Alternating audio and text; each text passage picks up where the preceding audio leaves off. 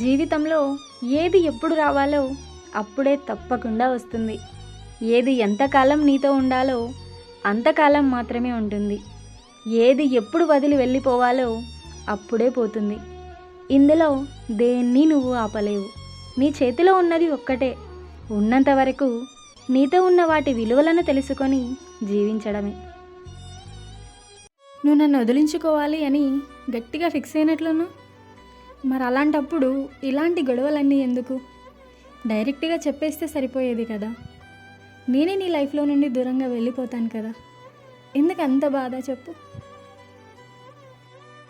నా మనసు ముక్కలైనా నా గుండెని రాయి చేసుకున్నా కాబట్టే నువ్వు ఎంత బాధ పెట్టినా, ఎంత మోసం చేసినా అవన్నీ తట్టుకొని ఇంకా భరిస్తున్నాను.